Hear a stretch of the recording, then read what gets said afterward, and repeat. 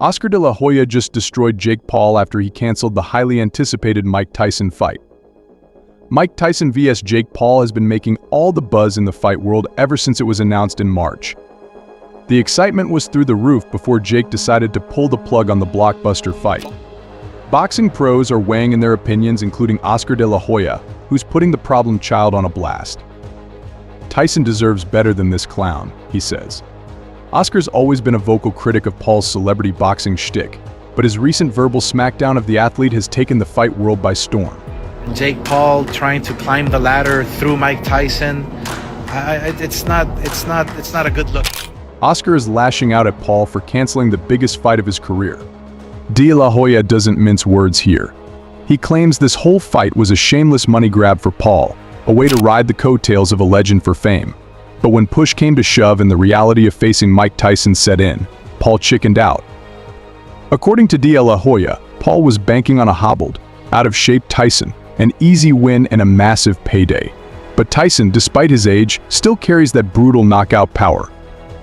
The Golden Boy suspects Paul got a good look at the fire in Tyson's eyes and realized this wasn't the paycheck-collecting exhibition he signed up for.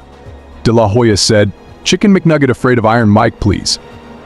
Dude saw Tyson's training vids, realized this ain't a scripted knockout for his vlog. Ulcer? More like a case of cold feet. YouTubers don't belong in the same ring with legends. Now, the boxing promoter was never on board with Mike Tyson versus Jake Paul when it first hit the news. Yeah, this matchup really had everyone and their grandma scratching their heads. I mean, think about it. A newbie YouTuber turned boxer stepping into the ring with the greatest heavyweight of all time. It wasn't just a mismatch on paper. It was a blatant disrespect for the sport and a slap in the face to a legend. Let's break it down for a second. This matchup was sending the fight world into a frenzy. People were hyped up, bets were placed, and the excitement was through the roof. And then bam. The fight is called off. Mike experienced a health issue during his flight from Miami to Los Angeles, with an ulcer flare-up requiring assistance 30 minutes before landing. As a nearly 60-year-old gearing up for a boxing match, health episodes are inevitable. Although Iron Mike initially assured fans it wouldn't affect the bout, he had to cancel the event a few days later.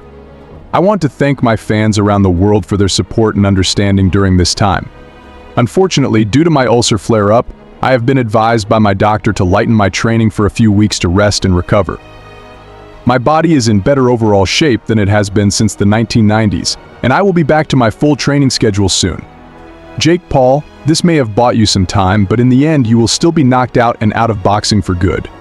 I appreciate everyone's patience and can't wait to deliver an unforgettable performance later this year. But this statement sparked widespread speculation within the boxing community. Is Mike truly ill, or is Jake shifting the blame onto him? After all, Mike appears to be in the best shape of his life. You say you want to be a world champion. You say you want to take this sport serious. Then take it serious. De La Hoya isn't buying the Mike Tyson is too old narrative. At 58, Tyson still packs a powerful punch and retains his boxing IQ from years under QU's D'Amato. Don't be fooled by the gray hairs. Tyson's reflexes and muscle memory keep him agile in the ring. On Mike Tyson's expense? Do I like it? No, because I love Mike Tyson.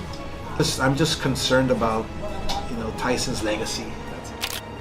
I get where Oscar's coming from.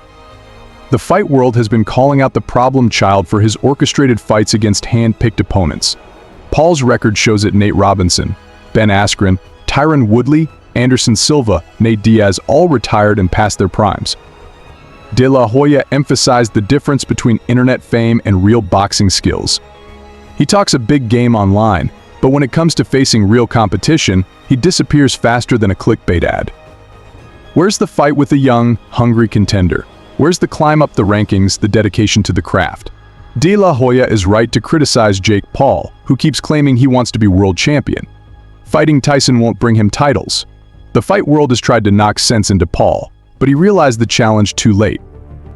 If Paul wants to be taken seriously and aim for a real title, he needs to fight top 10 contenders in his division, hungry fighters who've trained their whole lives. So far, he's only padded his follower count with predetermined exhibitions.